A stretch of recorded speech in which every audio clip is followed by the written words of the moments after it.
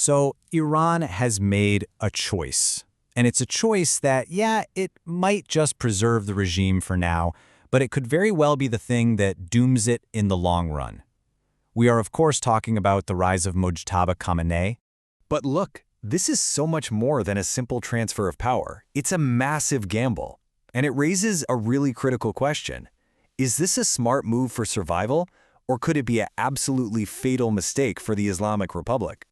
Okay, so to really get our heads around the huge risks here, we're going to break it down and look at 4 critical fault lines this whole decision cracks wide open. A crisis of legitimacy, the growing shadow of the Revolutionary Guards, a leader shaped by incredible trauma, and, of course, a nation that's already pushed right to the edge.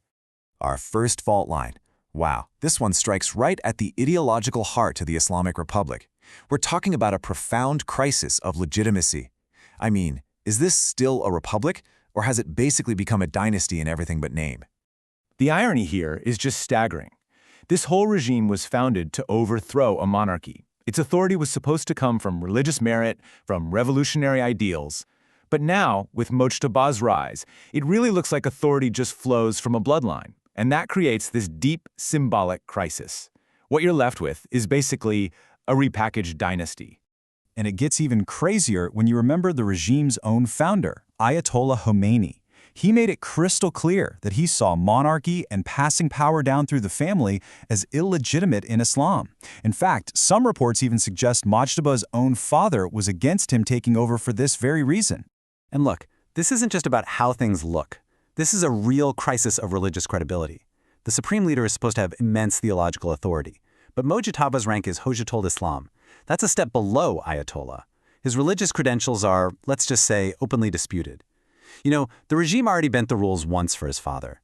To do it again for the son, not based on merit but on politics and blood, it just makes the whole office feel improvised, and it really weakens its authority. So you've got this huge legitimacy problem, and it gets a whole lot worse when you see who's really pulling the strings. And that brings us to our second fault line, the ever-present shadow of the guards, and a big question about capability and control. You see, Mojtaba's rise to power, it wasn't some popular movement. It wasn't even a consensus among the top clerics. No, this was engineered. It was pushed through with the full, decisive backing of the Revolutionary Guards. And that signals a huge shift. This is a succession managed not by legitimacy, but by the raw, coercive power of the state. And what does that do? It leaves the regime more rigid, more militarized, and way less able to adapt. And this is where you see a massive leadership gap. I mean, think about it. His father, Ali Khamenei, he was president for 2 terms. He was on the Revolutionary Council. He had a real record in public office. Mojtaba? Totally different story. He's never held a formal senior government job. All his influence comes from being inside his father's inner circle and his very, very close ties to the security forces. And let me tell you, that is not the same thing as knowing how to govern. All right, moving past the politics and the resume for a second, there's a really personal and honestly a deeply dangerous angle to all of this that we have to understand. We're looking at a leader who was forged in trauma. Think about this. Mojtaba came to power right after this just immense personal tragedy. Recent strikes killed his father, his mother, his sister, and his wife. He was injured himself. Now, for his hardline supporters, this creates a powerful story of martyrdom, for sure. But it also introduces a huge, unpredictable risk. And that risk, well, it puts a huge question mark over everything.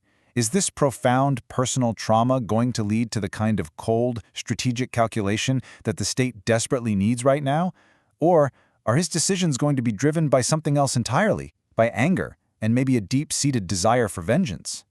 Okay, our last fault line is something that every single Iranian feels every single day, the fragile state of the nation itself, which is just teetering on the brink. I mean, the country is getting absolutely crushed by economic pressure. Officially, the inflation rate hit 42% at the end of 2025. That is a number that puts an incredible strain on every single household. But you know, for the average person trying to put food on the table, the reality is way, way worse. The cost of just basic groceries, we're talking year over year, shot up by an unbelievable 72%. That is a daily struggle that is just exhausting the population. So, while all of this suffering is going on, you get these reports about the new leader's supposed vast overseas wealth. And politically, this is just devastating. Investigations have linked him through a network of intermediaries to a huge real estate empire. We're talking over $138 million in London property, a villa in Dubai, even upscale hotels in Germany and Spain.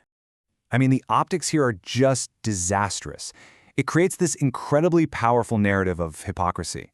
You have a leadership class telling everyone at home to sacrifice and resist, while they're allegedly parking enormous personal fortunes overseas.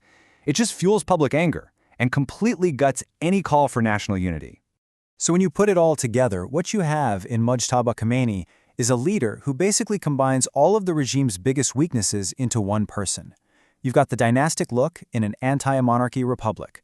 You've got the questionable religious credentials, the heavy reliance on the security forces, the huge risk of trauma driving his decisions, and of course the terrible stigma of elite wealth while the public suffers.